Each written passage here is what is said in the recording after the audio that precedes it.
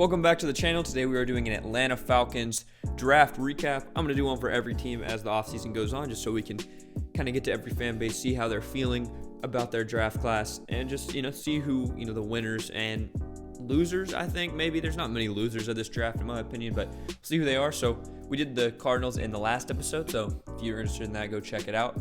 But today we're talking about the Falcons, so let's get into it. And you can see kind of at their needs, we're using the ESPN one, and they filled pretty much all their needs. I'm happy with how their draft went. Honestly, I'm just, to start it off, again, the tackle would have been nice, and maybe Charles Cross would have been better than Drake London. I don't know. I think it was good value. So we'll talk about Drake London for a minute. I did a film room on him. If you haven't seen it already, definitely check it out. I think it's, a good insight. I called him kind of a lighter Travis Kelce, and he can do a lot of other things. I mean, he's not just a tight end, because obviously he's 220 and he can move. But I think, that's fun. Mike Evans is one that's been thrown around a lot. And I think he's a really good player. Getting him at 8 to help out Marcus Mariota and maybe a future guy they drafted that we'll talk about in a moment. I think he's going to be very good for them. And hopefully if he can be Mike Evans, which is, a lot. I mean, because even though Mike Evans is not like the greatest receiver to ever play football, he is so consistent in a way that I don't think anyone ever has been. Every single year in the league, 1,000-yard season, probably a Hall of Famer. I mean, it's crazy to think about, but when you look at what he's done, I mean, he's so consistent. So Drake London can hopefully be that for them and kind of hold down that offense. And then in round 2, they traded up, I believe, for Arnold from Penn State. And Ebiketie is a guy I'm a huge fan of. I liked him a lot, and I thought he was going to go in the first round. I wouldn't have been mad if the Chiefs picked him, for us, who's my favorite team, at 29 or 30. I know we traded up with 29, but if we'd picked him over Karlaftis, probably would have been happier with that. I like Karlaftis, and I'm, trusting the process, but big fan of Arnold Ebiketie. He's so good. And this is going to sound kind of crazy, but I wouldn't be mad if they had picked him at 8. I thought it would have been a little bit high for him, but I wouldn't be mad if the Falcons picked him at 8. So you can see that's kind of how high I am on him. And getting him in the second round, very good value. And now, with their third pick, they picked up Troy Anderson from Montana State. He is a former quarterback, which you've probably heard about at this point. Just a crazy good athlete with, he's new to the linebacker position, and he still is already very good with great instincts and all that.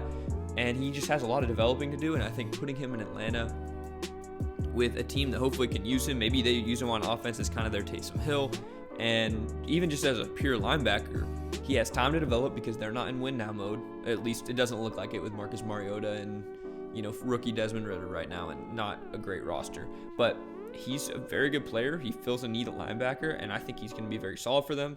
And then now their third round pick, which was, a big deal at the time. I might have said third round for Troy Anderson. He was second round. Was Desmond Ridder. And this, again, I wouldn't be mad if they had picked him at 8 before the pre-draft.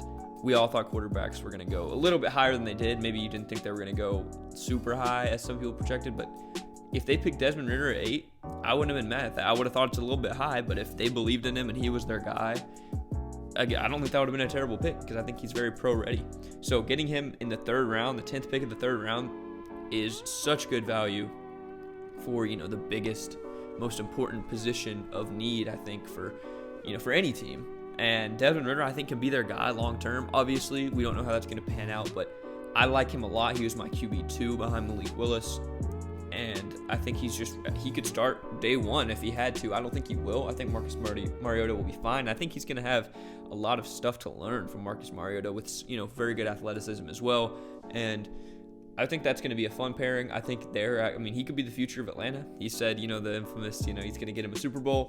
We'll see how that pans out. A lot of quarterbacks when they get drafted don't really stay with those, Think about Josh Rosen. But very good player, and happy with him. Now D'Angelo Malone out of Western Kentucky, going to be an edge rusher for them, and you can see he's a little bit on the smaller end, but not too small. But he's really good, and he has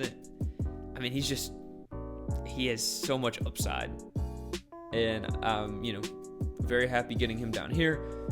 Not a guy that I am super familiar with compared to some of the other guys I did my edge rusher film room breakdown on, as I ranked all the tier listed all the guys. But I'm happy with D'Angelo Malone. If he's their guy, I think that's going to be, a good pick here in the 3rd round, as they just need to get guys in the building who they like and who can, just contribute. And then they got Tyler Algier, I believe that's how you say it. Not 100% sure, correct me if I'm wrong. Out of BYU, running back. He's solid, but not anything, out of the water. It was the 5th round. They got, kind of a big back. They like to take a lot of touches because they have Cordero Patterson. I don't know if they brought back Mike Davis. I don't think so. Actually, they might have. It might have been a 2-year deal.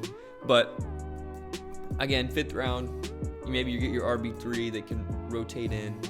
And again, he's not a big play threat, but he's solid. He's a good pass blocker. And I think he'll be a solid contributor in that offense. And then with their last 2 picks, they got Justin Schaefer, the guard from Georgia, rather, as they went double Georgia at the end here. You see, 2-year starter. He's very physical, good run blocker. Needs to get better in pass protection, but solid pick. It's the 6th round. Take a flyer on him. I have no problem with that. He fell a little bit farther than some people expected. And then with their last pick, they picked John Fitzpatrick, the tight end out of Georgia. The other tight end, I guess, with Brock Bowers being kind of the guy this year for Georgia. I mean, you can see he's huge, 6'7", 260. And, I mean, he's not super athletic. I mean, he's not again, you can see kind of what they're saying. It's not a big-time threat, but can be a good blocker and just hopefully be a contributor. Maybe just get a special teamer, but for a late 6th round pick, that would be fine. So that's going to wrap it up for our Falcons draft today. Very happy with this. Again, these 3 of these, Troy Anderson I wouldn't have picked at 8, but it's because he's a linebacker. He's a very good player. But Desmond Ridder, Ebiketie, and Drake London, I would have not been mad at any of those guys with their 1st round pick. So getting them in 3 different rounds, I think is incredible value, and I think the Falcons really killed it. Some of the ones down the board I'm not as familiar with, so they're not guys that I'm super excited about in turn, but I think this is a really good draft for the Falcons, and for me, this is an A-. I don't have any kind of grading scale. I'm just getting to the end of the video and seeing how I feel about it. But this feels like an A- to me. They got, hopefully, their quarterback of the future. They got a big-time contributor on offense, hopefully, for a long time, and maybe one of the best pass rushers in the draft, and Ebiketie. So let me know what you guys think of it, Falcons fans. Let me know down below how this draft went for you, at least, and what you think, needs to improve for next year. And any other fans, check out, if you want to see an old 7-round mock draft that I did for your team before the draft, big playlist should be recommended at the end of the video. And you want to see some film breakdowns, I got Christian Watson, George Pickens, and more receivers out there, so check those out too. And I'll see you guys in the next one. We're going to come back with Baltimore very soon.